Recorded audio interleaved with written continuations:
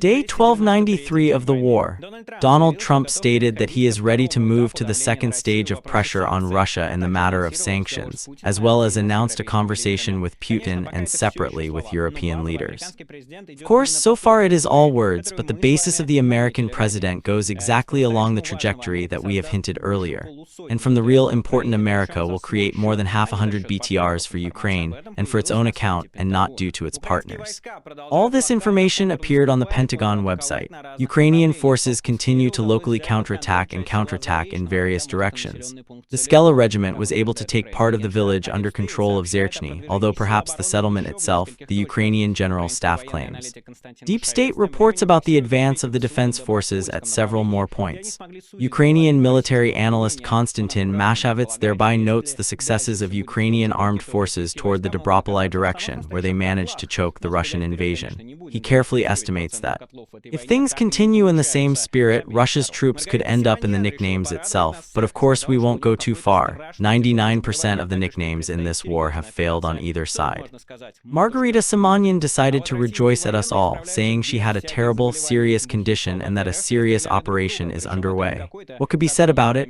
Oh, mother, do not disappoint. Meanwhile, Russian troops are managing without any serious diseases. Drinks and Russian soldiers shot each other, and this isn't just a message. There's a video showing the clear appearance of the incident. You won't see it clearly though, since I overbleached everything possible because it's forbidden on YouTube to show this, but from what is shown in the video by the military themselves, you'll understand more and more. The sellout Akhmatov, an unknown fairy tale aide, recorded a video refuted that the US has a total advantage in the number of FPV drones and the ways they are used. He says the army and Russia are not familiar with this problem and complains that Russian forces are lagging behind in all areas related to drones. His source was supported by several Z-bloggers. All this and more in today's fresh report, which you can traditionally support with your likes, your comments, and of course, your subscription to the channel. For YouTube algorithms, subscriptions are one of the most important things, so many thanks to everyone whose subscriptions helping spread this video further. Well, we are moving on, in fact, to what happened in the past 24 hours. So, Minister Stanka, U.S. President Donald Trump stated that he will soon hold negotiations with Russia's leader Vladimir Putin, and that European leaders will arrive in the White House at the beginning of the week.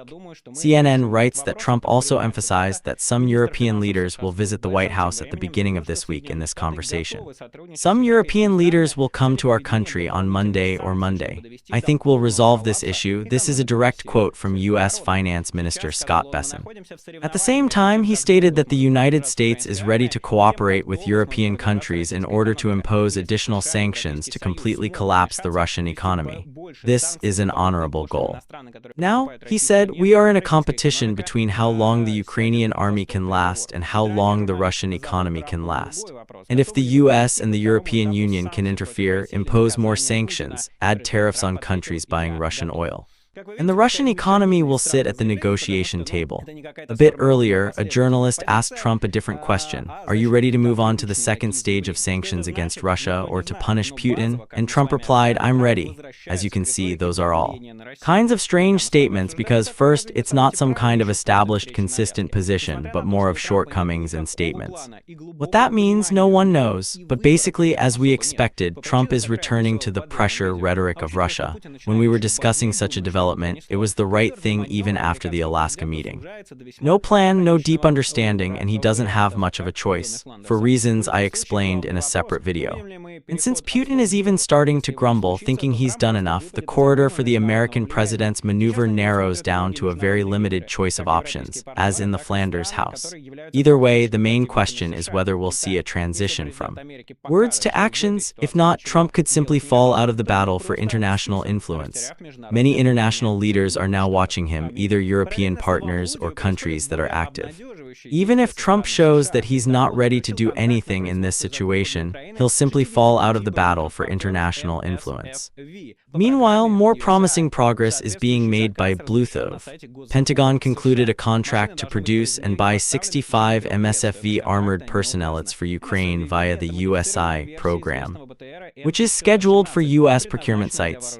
The tanks must be produced and delivered over 3 years as the contract's value has not been specified. MSFV MSFV is a modified version of the well-known BTR M1117, planned for Afghanistan's armed forces, which ended its existence in 2021 after targeting the Taliban. According to Warzone's report, Ukraine's BTR MSFV will live its second life. Vitally notes that 65 vehicles in 3 years is very little, practically nothing, but rather the fact that under Trump, Ukraine orders USAI to continue deployed, he adds, and I agree. While all these endless talks are underway, the main thing is that the U.S. continues to hand weapons over to Ukraine, and as we can see, not only by new schemes, which is done through the Europeans' money, but also by direct aid programs. This is good news. As for the shelling of Ukraine, the record-breaking shelling by the Russian side, the fifth part of the Russians strike UAVs and drones to the drone interceptors list. The evening statement was made by Ukrainian President Volodymyr Zelensky. According to the state's reports, more than 150 enemy drones were shot down during a record Russian attack on Ukraine.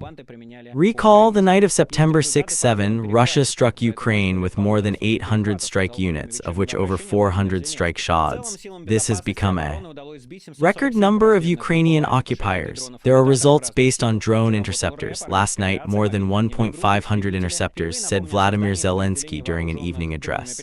Overall, defense forces managed to shoot down 747 enemy UAVs, such as Shahd's, imitators, and other types. Red, Army aviation, mobile fire groups, and fighters also worked. For the first time, the creation of drone and interceptor units became known last year, and they were supposed to shoot down Russian strike drones on purpose in 2025. As you can see, it needs to be scaled up and done seriously.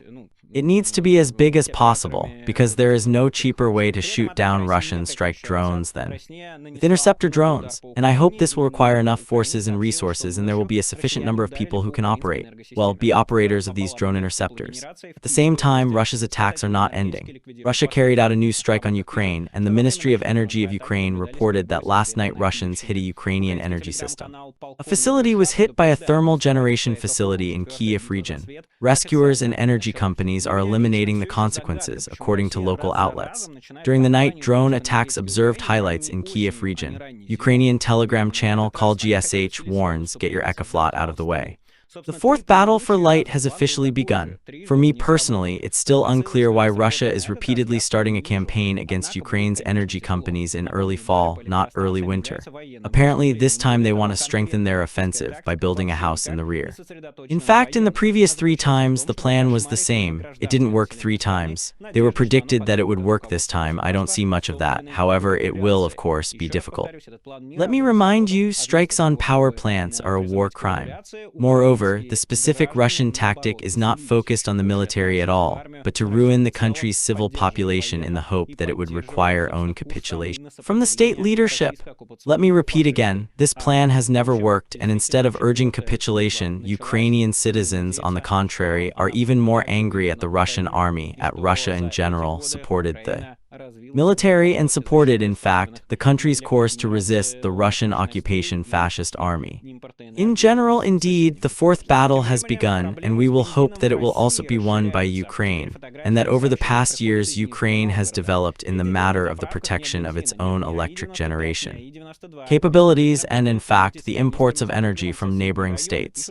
Meanwhile, problems with gasoline in Russia are expanding. Now photos and messages come from Nizhny Novgorod. On the 3rd day, there is no gasoline on the refineries. There is neither AI-95 nor AI-92. Local residents have to travel in canisters behind fuel in neighboring districts, writes resident Sokolsk. His words and photos come from Nizhny's #1 public, a regular regional public, not military-oriented. It's the most effective at monitoring real changes inside logistics infrastructure. Price infrastructure, price increase, inflation, and fuel supply, because such publics don't pursue political objectives, they just report what the residents with photos and descriptions tell them. There is also report that refineries with gasoline can boast record prices. Nizhny Novgorod gasoline, the most expensive refinery in the region, costs more than 60 rubles. AI 925749, AI 956220, reports Rostat, published in the public. The fuel shortage in Kamchatka reached the point where residents write complaints to the police. Telegram channel Kamchatka Life published a local resident's statement demanding he be held accountable for the AZS workers from Yelizov who refused to sell him 60 L of gasoline without explaining the reason or link to any legal norm. The injured man explained he owns a tourist base, a life support, which depends on gasoline generators and will now have to water the fuel remnants from the cars that will come there. Kamchatka faced a fuel shortage. In August, fuel to canisters to stop those who refuel. But gasoline is purchased not only by car enthusiasts but also by fishermen for their ships. The problem with fuel is also observed in Primorsk and Zabaikal districts of Irkutsk region and in occupied Crimea, where kilometer-old lines are built on refineries, and gasoline is fed along lines. All this happens against the backdrop of endless drone strikes on Russian refineries, and the price of gasoline is growing. And now we're told if good news doesn't seem enough by Margarita Simonyan. Indra Solovyov from 7 September, main redactor of the RT channel Margarita Simonyan, was discharged with the order of the Patriot Olga III for restoring her medical values, which Patriot Kirill handed over to her the other day. Astra noted this. But also during the broadcast, Simonyan stated that she was diagnosed with a severe condition over the past week. No clarification is needed. I have an operation tomorrow, said Simonyan. Just under this order, I came anyway because Patriot said I'm a warrior. I came to support my mother-in-law, sister, and daughters waiting to receive treatment. This is because Margarita Simonyan, one of the most visible Russian propagandists, isn't from the point of view of her own person, but from the point of view of others. Not from the point of view of her own person, but from the point of view of the media holding that she controls. This media holding literally leads to the fact that people are killed. This is the main goal of this media holding, besides the destabilization of the situation in various countries. This media holding lies about the people who fight the Russian regime. This media holding calls for the people to kill the citizens of Ukraine. Therefore, of course, Margarita Simonyan carries all the responsibility for this war, and of course, I would prefer to wait for a fair trial over it. In the end, we waited for a very, very long time for the court to pass over the 1,000 hills. Nevertheless, justice was fully carried out, and I would like such a fate for Margarita Simonyan. But if it suddenly goes wrong tomorrow, it still will be a big, good day. The death of the fascist, the death of Hebels is always, without a doubt, a day. So again, don't let it go. But before we move on, at this point, I usually remind you that you can support the channel with your like, comments, and subscriptions, and remind you again, and further tell you how you can support me, including on Patreon. Today, I will change the scenario a little and at the same time subscribe to Patreon, but not to my Patreon, Ivan Zhdanov. In fact, Ivan Zhdanov does not work in the FBK now. They are developing their own project, their own YouTube channel, the most important thing with Ivan Zhdanov, and he is going into such a soul plane. It is always very difficult.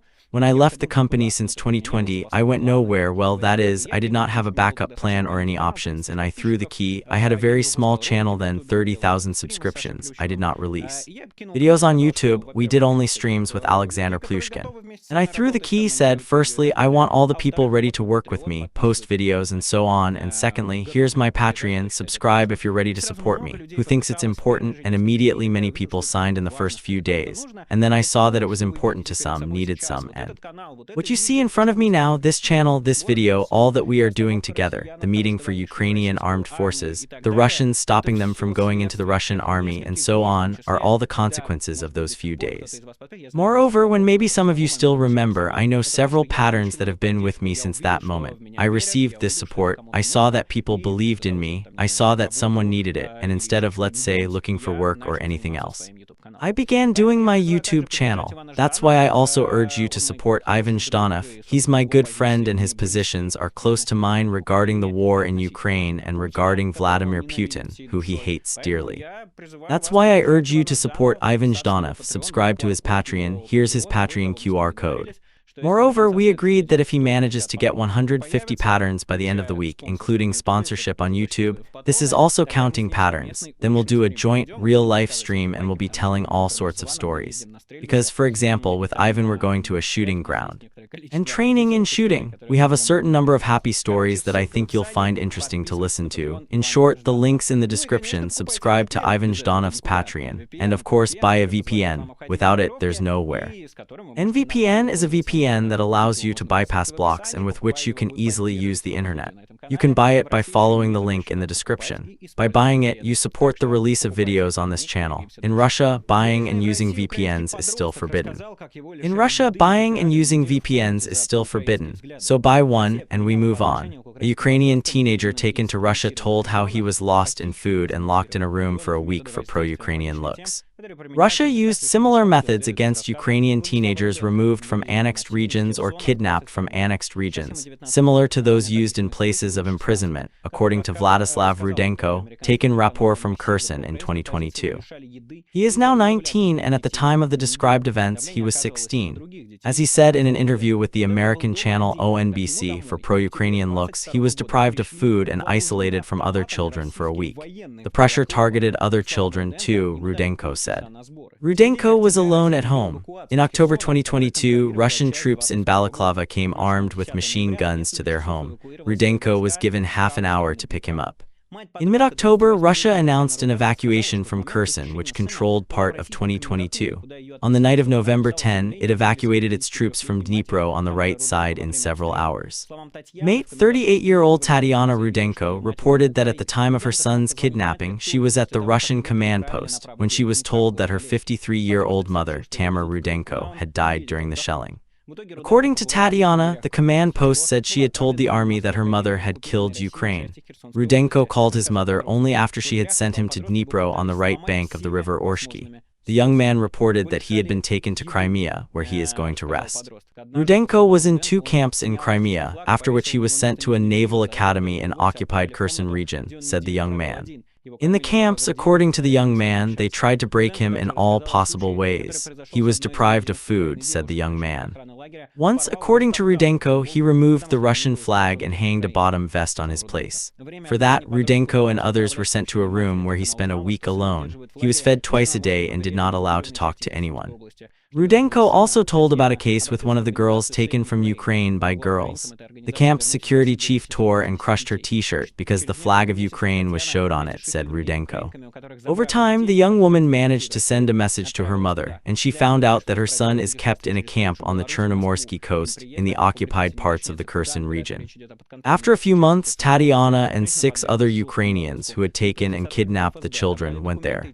They had to travel through Poland, Belarus, and Moscow.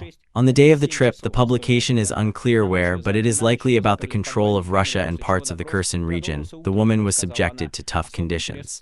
FSB officers arrived, grabbed documents and a phone, put a strap on the head, and took her to the interrogation. She was interrogated for 6 or 7 hours, Rudenko recalls. She was kept up all night in a basement chamber, after which the interrogation continued in the morning, she reported. A special interest in the investigators, according to her, was caused by the Save Ukraine organization. The investigation was also carried out by operators and journalists who, according to Rudenko, expected words from her about how wonderful Russia is, how it helps us, and how bad we were in Ukraine.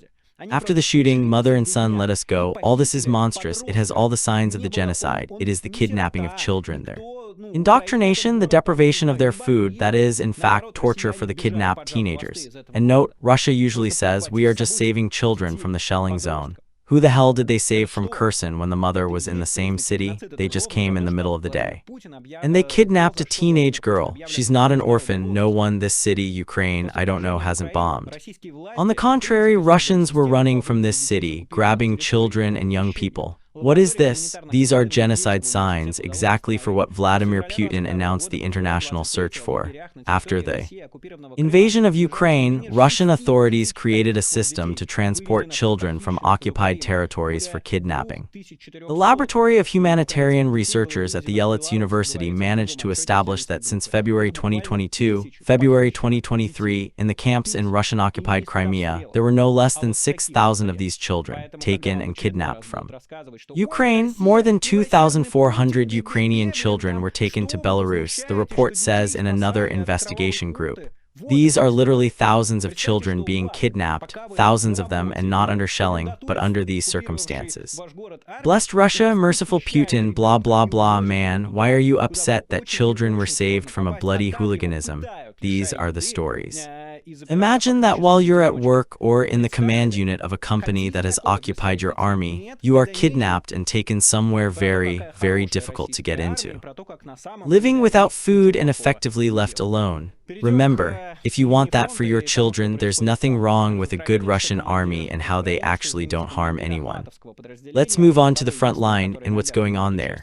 You will omit, sorry, the commander of the Akhmat unit, the only one who sometimes participates in battles in the Sumy region where not a single counteroffensive is present, but has been taken into account the abandoned Wagnerovka mercenaries.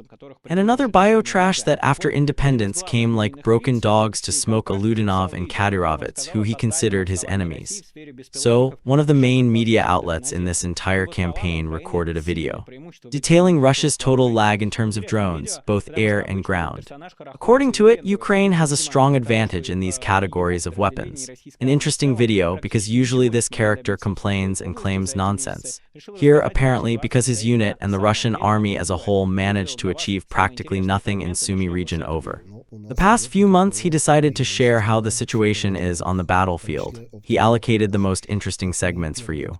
But we have no advantage in military-industrial drones, including optoelectronic. The enemy caught up with them very quickly, including optoelectronic. Incredible numbers, for example, just in one of my positions when they spotted the takeoff, it hit 87, if I remember correctly, drones, of which about 30 were optoelectronic. You can't count them as shells nor as tanks, but what can you do? No, BABG is a separate topic at all, and we simply don't have any hexacopters, objectively speaking. The enemy produces them. I watched an interview.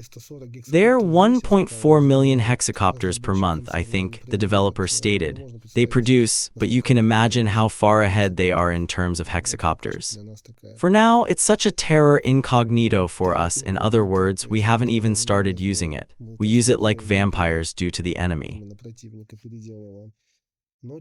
Also, AII complains that there's a problem not only with the quantity, but also with the effectiveness of using drones. The second point is the efficiency of using drone UAVs. We use them simply due to the ground control stations and aimed antennas. The enemy has advanced far further, besides having a rather unique ground control station with the feature to switch between video frequencies up to 4. So whether to hang up or not doesn't matter. They use an air translator system. They have a long system, an air translator in the sky which provides a signal. If a drone flies and shifts between translators, one electric current comes to its place immediately after another, affecting flight range, saving images, and making it impossible to normally silence it with radar fighting. That's only because of the FPV-PVO radio-locational stances keep knocking, knocking, knocking. These air retranslators, or rather the MATK, playing both the carrier's role and the translator's role. This is where the waiters come in and the strikes go to the regular FPVs. This is what we're fighting against, and it must be developed. So far, we've not achieved much from it, only started developing it. In addition, it is fighting and talking about ground drones. According to him, Ukrainian forces are actively testing ground robotic systems and other ground drones. Meanwhile, Russia is not doing anything in this area. They are separately repeating the use of ground drones, and they are even being used. For us, too, it is still an incognito and only starting to develop it. They are even testing it on a dog at night or while it is half dead earlier in 2016.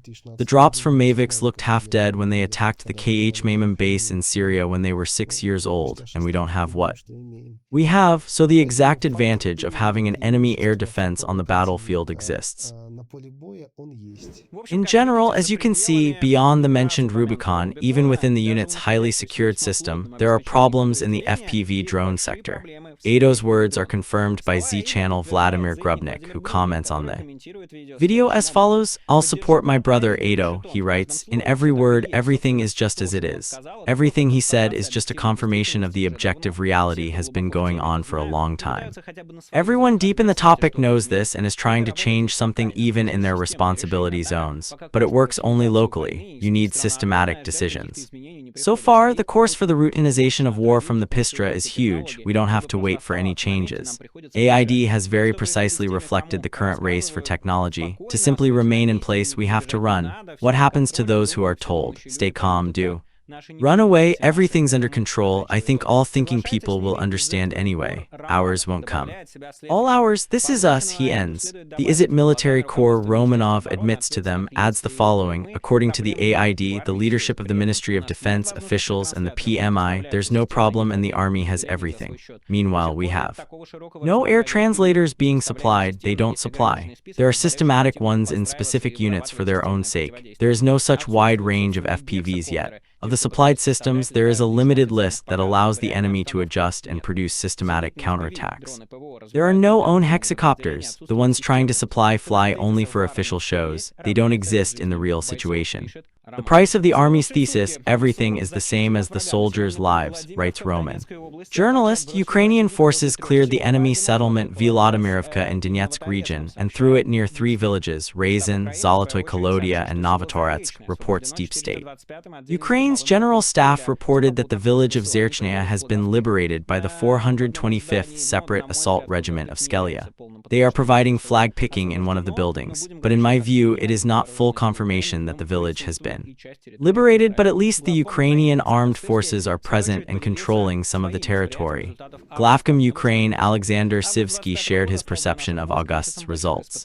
Here's what he wrote: "August 2025 was a month of big tests for our troops, but in the end we received many positive results. This is the conclusion I make from a meeting I held based on the results of Ukraine's armed forces activity in August. Our main focus was on hold back the enemy and cause him maximum losses. We had to stabilize the situation in the most threatening directions, such as Limansk, Dobropolye, Pokrovsk, Novopavlovsk, while applying an active tactic. We need to restore fortified areas, cover our cities from enemy strikes with missiles and drones, and strike deep into Russia. At the same time, August has become a month of organizational changes for the armed forces. The transition to a corps-level system has come to an end. Army Corps are acquiring full power, taking troops as parts and lines of responsibility. This reform has started to produce results, and Army Command is becoming more effective and more effective. At present, the enemy has a threefold superiority in forces and resources and in main directions focusing its efforts can exceed 4-6 times. However, I express deep thanks to our officers, sergeants, and especially soldiers. Their professionalism, persistency, dedication, and courage break the plans of Russian occupiers. In August, the enemy planned a strategic advantage, a breakthrough and encirclement of our troops in the Pokrovsko-Myrnograd agglomeration. They planned large-scale offensive operations in the Novopavlovka and Zaporizhzhia directions, but our troops did not allow these plans to be implemented. Russians were forced to delay their offensive in Zaporizhzhia and redeploy naval infantry units in the Donetsk region.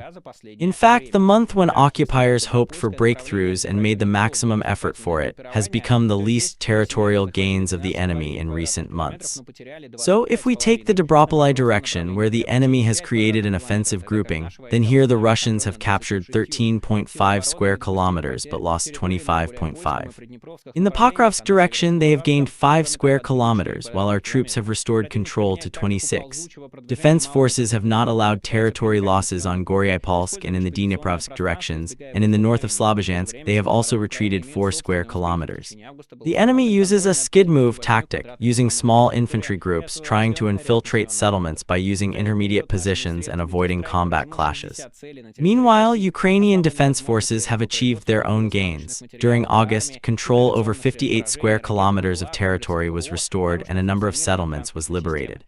By this period, our deep strike vehicles will hit 60 targets in Russia, weakening Russian fuel production capabilities, and enemy aviation, UAV, and air defense systems are being disrupted. Overall, our drones struck over 67,000 enemy targets last month, and their defeat by mean strike has increased by 25%. The meeting also discussed problem issues and proposals for solutions, assigning specific goals for the next period. We have a lot of work ahead, but we defend our land, and we're on the right pace to exhaustion, to destruction, to the necessary results for Ukraine. In August alone, Russian occupiers lost 28,790 people, and since the beginning of 2025, 297,350 Russian invaders were eliminated and wounded. Glory to Ukraine, writes Skelya. Overall, it's difficult to argue with something. Of course, there's some specific mathematics of the liberated captured in Russia, over which Ukrainian military are ironic, but basically everything's true.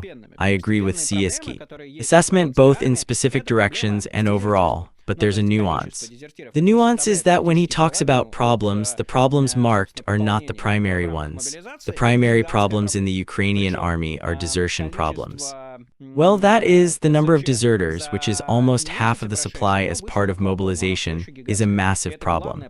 And the number of SZs in the past month went up, but it's still massive. And this is the main problem in the Ukrainian army, which ultimately turns into an infantry shortage. How it's being resolved, how it's being planned, Skelya doesn't say it. Does he understand it? No. The second problem is false reports, especially in Donetsk region, which they brought in. So Skelya talks about how he managed to copy the Russian Dobropolye breakthrough, but he doesn't tell what happened and what he's planning to do to love it. This isn't a personal complaint for Skelya. I just want to note that his post is a bit vague, although it's effective. It's important to understand that there are, and still are, problems that haven't disappeared and need to be solved, and that are part of Skelya's responsibility. In other words, a serious change in the approach needs to be made when the commanders of the Donetsk region are reporting, because a lot of, it seems, impractical information is coming from there, which leads to bad decisions and Russian breakthroughs. It's good that a Russian breakthrough was competent, but that it happened is an alarm bell. I hope that Skelya understands this, and I hope that actions are being taken to resolve the marked problems. If Ukraine manages to resolve two of these problems, then, frankly speaking, the situation on the battlefield will change significantly. I think stopping the Russian offensive could happen fairly quickly, if ZCE manages to decrease the numbers from 12,000 to 15,000, at least to 1,200. That would dramatically change the situation on the battlefield. Now to the specifics for now in different directions. Ukrainian military analyst Konstantin Mashovets analyzes the situation from several directions in the eastern operational zone. He starts with the Sumy direction. Battles continue in the tactical zone along the entire perimeter of the Ukrainian forces' foothold in the border area of Sumy region. Several emergency attempts by Russian forces to take Unikivka under control and Zarechne ended with the fact that Russian assault units apparently managed to advance to the south of Unikivka, but they didn't manage to break through Zarechne. In short, the Ukrainian forces in the western part of the incursion didn't make significant advances along the lines of Kondratovka, Konstantinovka, and Andrivka-Alexievka, yet along the lines of Basilivka-Volfinsk, Ukrainian forces completely withdrew from Basilivka, restoring positions along the state border line and liberating up to 1,200 square kilometers Ukrainian territory, holding its own incursion into Russian territory in the east of the village of Tetkino. Thus, he writes, we can establish that after the long-term battles, which cost the Russians dearly, they managed to fully occupy Ulenkovka, and in turn managed to eliminate the Russian forces threatening the enemy's eastern Tetkino in tactical relations. The Kupiansk direction. Stubborn battles of the northwestern Kupiansk continue, and in the northern outskirts of the command of the 6th Combined Arms Army of Russia, which obviously holds quite strict orders from its general headquarters, so it doesn't break through to the city and secure itself in the near future. Russian forces have also resumed service in the 1st Tank Army line east and south of the city, primarily to prevent fortifying the city's garrison due to units from the Vostok-Kupiansk bridgehead. At the moment, small assault groups have approached the road, and Russian forces are trying to hold out in a small tree opposite the village of Radkovka. At the moment, small assault groups have approached the road, and Russian troops have tried to hold out in a small tree opposite the village of Radkovka. In addition, several small infantry groups have been recorded, including in the DRG format in the northwest of the city, and supposedly Russian servicemen from these groups are actively using civilian clothing to camouflage themselves against the city's civilian population. Additionally, Russian assault groups from the unit of its 68th MSD are engaged in persistent fighting of northern Kupiansk, trying to fully control the village of Kondrashevka, meaning apparently covering the flank of his colleagues attacking from the side of Radkovka in the west and those trying to hold out in the northern and northwestern parts of Kupiansk. The general situation in the Kupiansk direction remains very difficult for Ukrainian armed forces, admits Mashovets. Apparently, the Russian command in the 6th Army is operating from the northern Kupiansk bridgehead, where, at the moment, concentrated his main efforts are aimed at any price to secure themselves in the city. Indicative of this attitude is the actively use of Russian armed forces as an elite penetration group for operational reconnaissance groups as part of the special NASA. The Toretsk direction continues active fighting south of the Kalabambik reservoirs, as well as on its western and eastern tips, where forward units of the 8th Army Russian are actively attacking, as well as to the north of Toretsk in the area of the 3rd Army Corps of Russian Armed Forces, reinforced next. To the units in composition of the 3rd Army, in particular, the attacks of Russian forward units along the SH Sherbanovka-Katerinovka direction have not yet led to the capture of the last, as well as the persistent attack of the 4th SBR in the northwest of Delivka along the railway. The Russians had previously managed to capture both forested areas along it, up to about 1.5 kilometers in length, but apparently not able to advance further.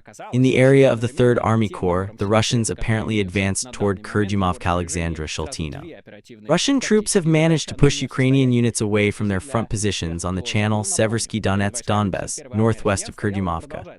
However, the Russians have not yet been able to fully occupy Alexandra-Shaltina or Shaltino, although they are actively attacking those once occupied White Mountain and South villages. Over time, separate assault groups break into the village, but they cannot firmly establish themselves there. The Dobropolye direction, where the most interesting, to be honest, news comes, apparently, writes Mashovets, the command of the 51st Army and the enemy have somewhat reassigned their real capabilities and capabilities. How it turned out, deciding at the same time with the gain of forces and funds which are currently at his disposal, immediately 2 operational tactical tasks, it is impossible. In this sense, for those who have forgotten, let me remind you, in front of the troops of the 51st Russian Army, the main goal was and continues to be to break through the Shevchenko-Belitskoye, Rodinskoye, Grishina area and block the entire defense area of Ukrainian armed forces of the Pokrovsk-Mirnograd agglomeration from the north, cutting both roads leading from Pokrovsk to Dobropolye. Earlier that day, 15 kilometers north of the Zadashok-Novatoretsk border up to Dobropolye-Kramatorsk, the goal was to hold this supplies line with the enemy's Gorlovins.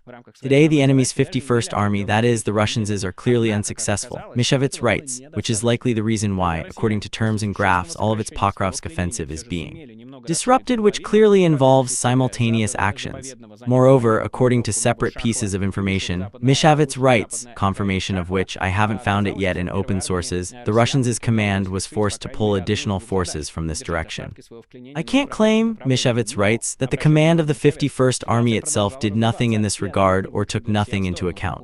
The Russian armed forces in its sector were actively maneuvering their operational and tactical reserves, continuing to attempt attacks on the targets to hold the incursions, especially their neck, while continuing to storm the Rodinsk and Krasny Liman within their main goal, and even achieved significant gains in this matter. But as it turned out, all of this was not enough. A few days ago, somewhere on September 4-5, the Russians again counterattacked the Gorlovin attack on the Russian armed forces, but this time around the defensive line of the Shakov advancing from the north, taking the Mayak-Panikovka, the new Shakov, and retreated to the western outskirts of the Shakov. The 51st Russian Army apparently managed to solve at least one of the 2 tasks, hold the remnants of their incursion into the Dobropolye direction. Attention, Mashovets, the situation continued to evolve, and all the better for the Russians. Literally a few days ago, around September 4-5, the Ukrainian forces again counterattacked the Gorlovina incursion into the Russian armed forces, but this time around, it was not in the direction of the Zapovna-Mayak, as it was earlier, also not in the other half. They then moved eastward from Zaporizhzhia to the direction of Fedorovka and managed to break through to the latter and Baykovka, liberating roughly 8 square kilometers. Moreover, synchronously with this, Ukrainian forces counterattacked in the direction of Volodymyrivka-Novatoretskaya, managing to approach Pankovka and make again. There is even, until now, unverified information that Ukrainian advanced units reached Novatoretsk itself. To those following the Dobropolye direction, this means that units of at least 2 Russian Russian brigades could easily be encircled. Moreover, some units previously dispatched by the 51st Army to the peak near its neck could also be at his foothold, writes Mashovets. The distance from Zaporizhzhia to Pankovka is up to 4 kilometers, between Fedorovka and Novatoretsk about 3 and 6 kilometers. However, let's not hurry, he warns. Apparently, the events in the Dobropolye direction are developing very dynamically, and their final result has not yet been determined. It's worth noting separately that I indeed see these reports, and they indeed draw maps showing Ukraine trying to cut off this salient.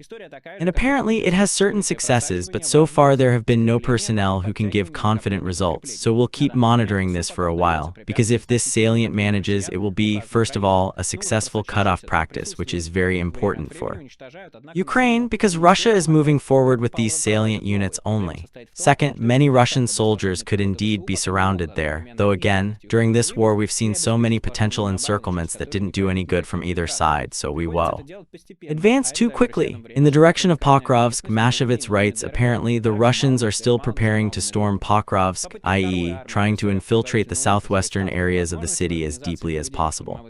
At the moment, this is recorded in the Zverevoy village, the area of Kievsk Street, as well as in the Lintovich and Troyanty districts.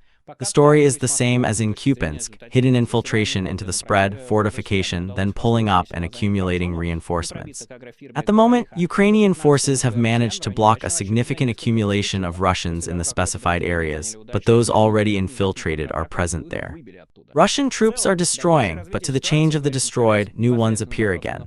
The problem is that due to the shortage of Ukrainian combat-capable infantry, they can neither be completely removed from there at the same time nor ensured to have a continuous defensive line through which no infiltrators will pass. This has to be done gradually, which gives Russians time to penetrate this area with new sabotage groups, as well as with small and very small assault groups. The Russian unit organized for assault operations against the Pokrovsk AFU defense district, which has been occupying southwestern Kotlina, is also highly disputed in terms of stability. If the Russians managed to capture the industrial zone in the Kotlina area but didn't break through the Kovalyk company, the Russian MSB, the 1115th, obviously had to hurry up a bit in capturing the district. After it was captured by the Zarechne unit, they were suddenly pushed back by a sudden counterattack in the AFU. In general, Mashovets says that the further development of the situation directly in the Pokrovsk direction currently, obviously, directly depends on the situation in the Dobropolye direction. If the command of the 51st Army and the entire group of Russian armed forces into the center burns down all its reserves prepared for the assault of the agglomeration itself, then the supposedly premeditated success of the Pokrovsk offensive will become quite hypothetical, Mashovets concludes.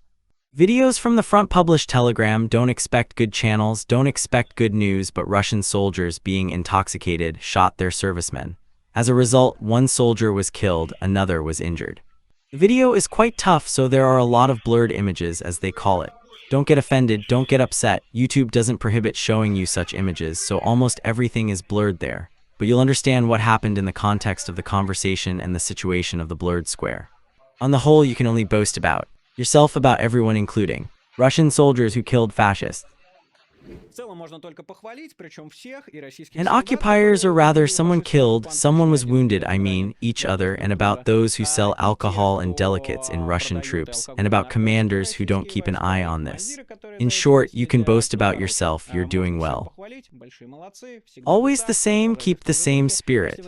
If you don't want to be in the Russian army and be killed by a drone during the battles, or if you don't want to die in a meat assault, or if you don't want to die from drinking, so avoid the Russian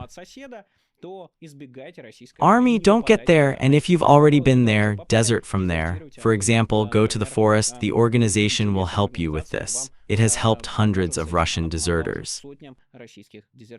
Well, Michael Nacke was with you, and see you soon. All the best, bye.